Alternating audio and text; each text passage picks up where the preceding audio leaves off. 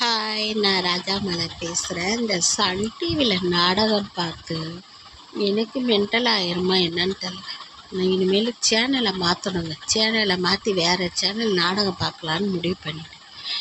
ஆனால் அவங்க புத்தி கரெக்டாக காட்டுறாங்க. அந்த நாடகம் கூட அவங்களுடைய மனசில் மண்டையில் ஓடுறது தான் அந்த நாடகமும் வருதுன்னு நினைக்கிறேன். ஏன்னா யாரை ஏமாற்றி யாரை கொள்ளையடிக்கலாம், யாரை பிடுங்கி தின்னலாம், யாரை இது பண்ணலாம், அதாவது நல்லதே வராது. இந்த என்ன நாடகம் அது பேர், நல்ல பேருங்க அந்த நாடக பேர் எனக்கு வரமாட்டேங்குது. எல்லா நாடகம்தான். ஆனந்தியில் கூட என்ன நல்லா இருக்குது கரும. அதே மாதிரி எதிர்நீச்சல் அதுவும் உருப்படலை. இந்த கலெக்டர்னு ஒரு நாடகம், அந்த பேரே வரல, அந்த கலெக்டர் நாடகம். அதில் கலெக்டராக இருக்கிறா பாருங்க, அராஜகம் பண்ணுவாளாம், கடத்தி வைப்பாங்களாம். அப்புறம் அந்த இன்ஸ்பெக்டர் அதை கேட்க மாட்டாங்களாம். அவங்க நினச்சது நடக்குமா, அவங்க எடுத்து கொடுக்கணும் தாலின்னு எடுத்து கொடுப்பாங்களாம்.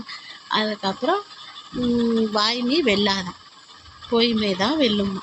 நாட்டில் பொய்மைக்கு தான் காலன்ற மாதிரி.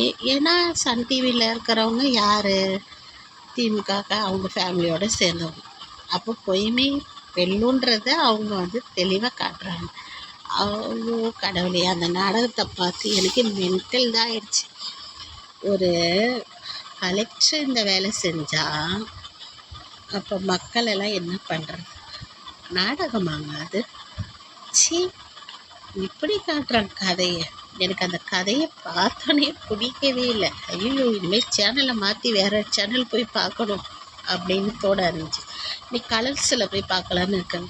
கலர்ஸில் கதையாக கதை விட்டால் கூட நாகினி கதை அந்த மாதிரி விட்றாங்க. ஹிந்திக்காரங்க கதை நல்லா தான் இருக்குது. அது பார்க்குறது, இதில் பார்க்குறதுக்கு அதில் பார்த்துட்டு போயிடலாம். நான் சொன்னது உண்மை தானே? உண்மையாக இருந்தால் லைக் பண்ணுங்க.